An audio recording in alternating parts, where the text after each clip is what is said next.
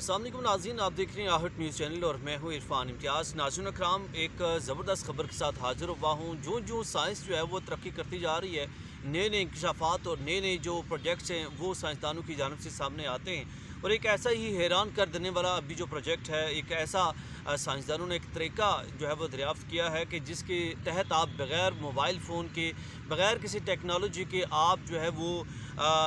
پیغام جو ہے ایک شخص دوسرے شخص کو بھیج سکتا ہے، اور وہ پیغام ایسے بھیج سکتا ہے کہ خواب کے دوران جو ہے وہ ایک شخص دوسرے شخص کو پیغام بھیج سکتا ہے۔ بڑا حیران کر دینے والا یہ جو ہے ایک تجربہ ہے جو کہ آپ کے سامنے رکھنے جا رہا ہوں۔ جی بالکل، سائنسدانوں نے پہلی بار جو ہے وہ 2 افراد کی نیند کے درمیان رابطے میں کامیابی حاصل کر لی ہے، اور اس کے تحت جو ہے وہ انہوں نے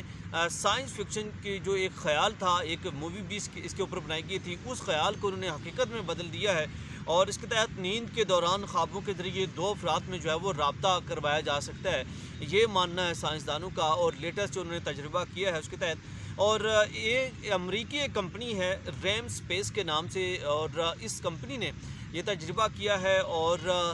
2 افراد کے درمیان یہ رابطہ کروایا ہے، اور ایسے افراد جو 2 خواب دیکھنے کے عادی تھے ان کا انتخاب کیا گیا اس کمپنی کی جانب سے، اور ان کے ذریعے سے پھر یہ پیغام رسانی کروائی گئی ہے۔ نیند کے دوران جو ہے وہ دونوں ایسے لوگ تھے کہ جن کو یہ شعور تھا کہ نیند کے دوران کہ مطلب جو آدھا دماغ سویا ہوتا ہے آدھا جاگ رہا ہوتا ہے، اس طرح کی ان کی جو کیفیت ہے وہ ہوتی ہے،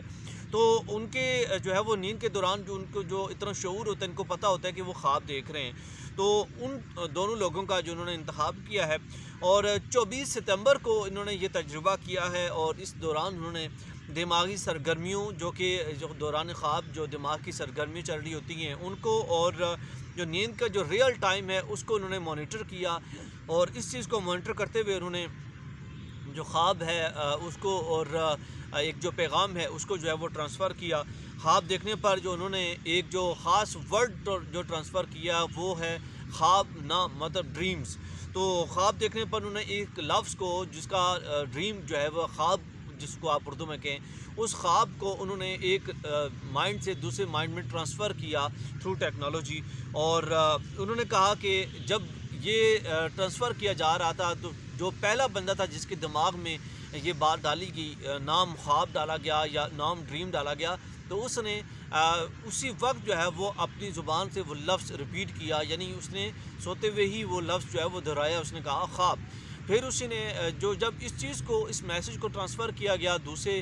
شخص کے دماغ میں جو سو رہا تھا، تو اس نے بھی سیم لائک اسی طرح سے اس لفظ کو ریپیٹ کیا، خواب کو کہا کہ خواب۔ تو یہ ایک ذریعہ تھا، ایک طریقہ تھا جس کے تحت انہوں نے ایک